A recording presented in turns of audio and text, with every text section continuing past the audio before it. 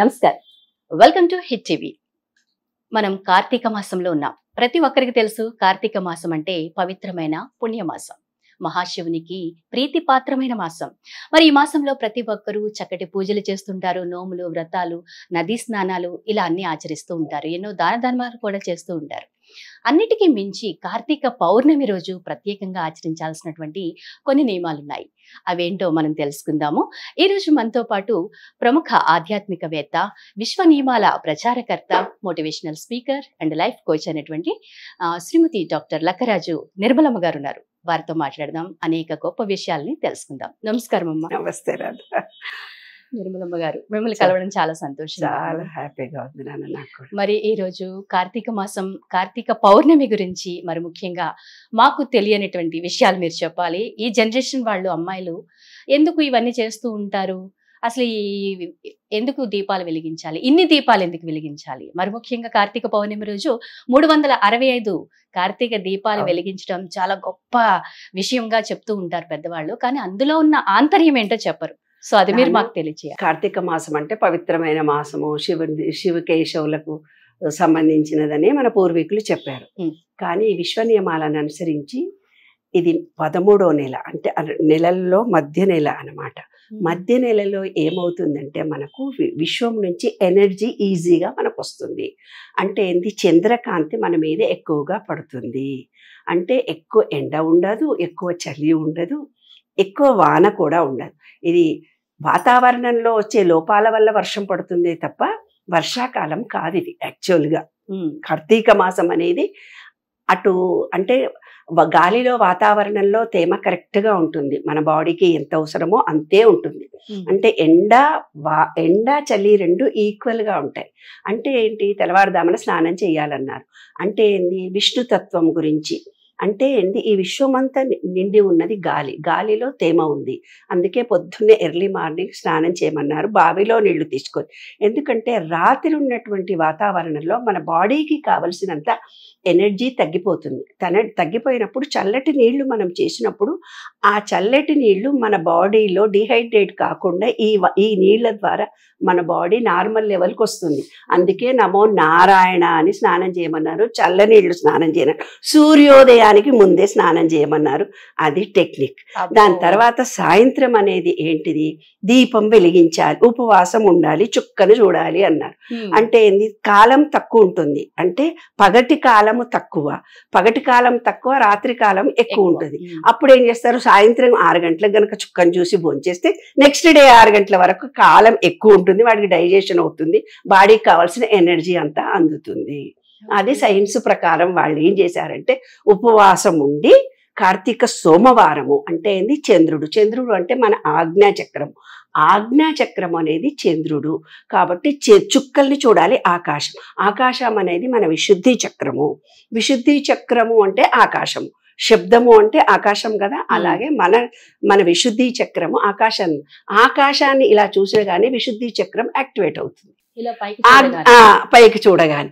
ఆకాశాన్ని చూడకుండా ఉంటేనే థైరాయిడ్ వస్తుందని ఎన్నో టీవీలో నేను చెప్పాను. విశుద్ధి చక్రం క్లోజ్ అయిపోతుంది, దానివల్లనే థైరాయిడ్ వస్తుంది, మాటలో కమ్యూనికేషన్ స్కిల్స్ పోతాయి, ఎన్నో విషయాలు నేను చెప్పడం జరిగింది. తర్వాత ఏంది, రాత్రి ఏం చేస్తున్నాడు, చంద్రుడు చూస్తున్నారు. అంటే చంద్రకాంతి మన మీద పడి ఆజ్ఞాచక్రం యాక్టివేట్ అవుతుంది. దీపాన్ని వెలిగించినప్పుడు ఏమవుతుందంటే మన మణిపూరక చక్రం యాక్టివేట్ అవుతుంది. దీపంలో పోసిన నూనె ఏమవుతుంది, మన మూలాధార చక్రం యాక్టివేట్ అవుతుంది. ఎప్పుడైతే ఆ దీపాన్ని పెట్టి దీపాన్ని చూస్తూ ఉంటామో మన ఆజ్ఞాచక్రం కూడా యాక్టివేట్ అవుతుంది. అందుకని శివకేశవులకు సంబంధించింది కార్తీక మాసం అని చెప్పారు. మరి అలాంటప్పుడు మరి మీరు అడుగుతున్న క్వశ్చన్లో ఏంటి, 365 ఎందుకే పెట్టాలి? 365 రోజులు ఏదో తప్పులు చేస్తూనే పోతుంటాం. మనలో 3 పాపాలు ఉంటాయి. దృఢకర్మ, అదృఢకర్మ అనే 2 మనకు తెలియకుండా పాపాలు చేస్తాం.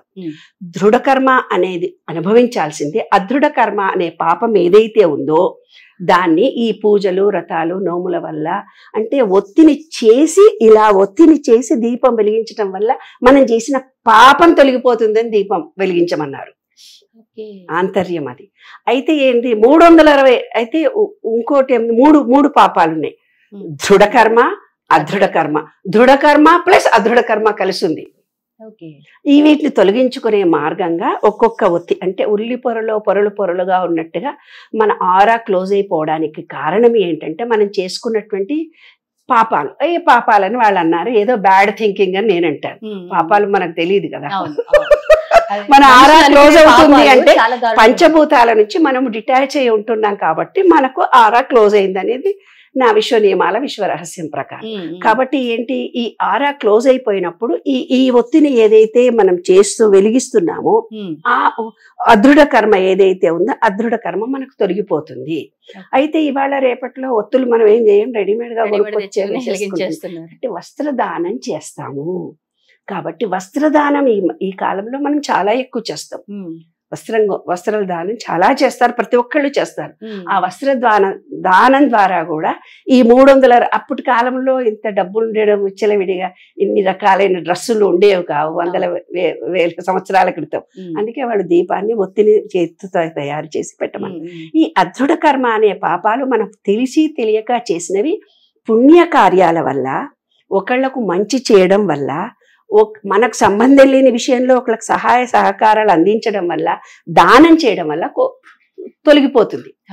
ఒక అబ్బాయి 10th క్లాస్ పిల్లగాడికి వాళ్ళ జాతకం చూసి ఎవరో ఒక ఆయన మహానుభావుడు చెప్పాడు, నాయన గ్రహచారం బాగాలేదు పిల్లడికి కొంచెము అని చెప్పాడు. ఏదో జపాలు పూజలు చేయించారు. వాడిని కూడా ఆంజనేయ స్వామి చుట్టూ తిరుగురాను 41 రోజు తిప్పించారు. మనం కూడా అంతే కదా, ఎగ్జామ్ వచ్చిందంటే దేవుడి దగ్గరకు పోయిందంటే అందరు దేవుళ్ళు గుర్తు, ఒక దేవుడే కాదే బాబు.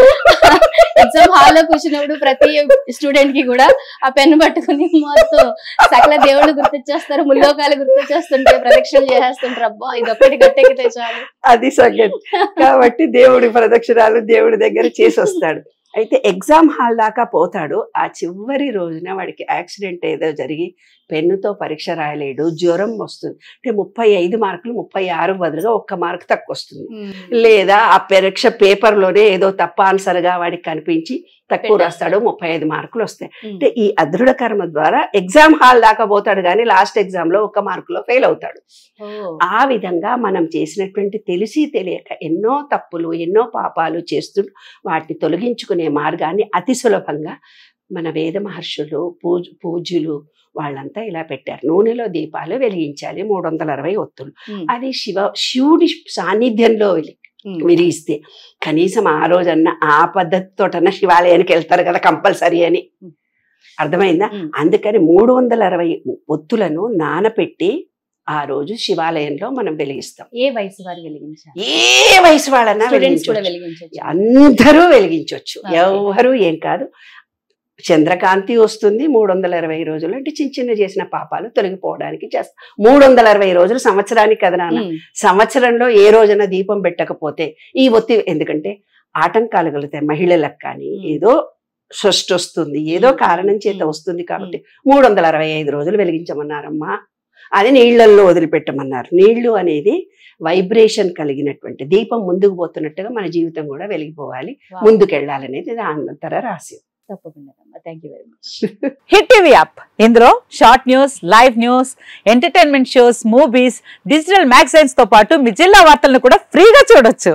ఇంకెందుకు ఆలస్యం, వెంటనే హిట్ టీవీ యాప్ ని డౌన్లోడ్ చేసుకుని ఫ్రీగా ఎంటర్టైన్మెంట్ పొందండి. Hit TV app. Hit TV app. Please download hit TV app. Hit TV app ని ఫ్రీగా డౌన్లోడ్ చేసుకుని ఎంజాయ్ చేయండి. మీకు నచ్చిన ఎంటర్టైన్మెంట్ కోసం హిట్ టీవీ యాప్ ని ఫ్రీగా డౌన్లోడ్ చేసుకుని ఎంజాయ్ చేయండి. హిట్ టీవీ యాప్ ని డౌన్లోడ్ చేసుకుని ఆస్వాదించండి, ఆశీర్వదించండి. ఇంతమంది సెలబ్రిటీలు హిట్ టీవీ యాప్ ని డౌన్లోడ్ చేసుకోండి అని చెప్తున్నారంటే ఎంత మంచి యాప్ ఆలోచించండి.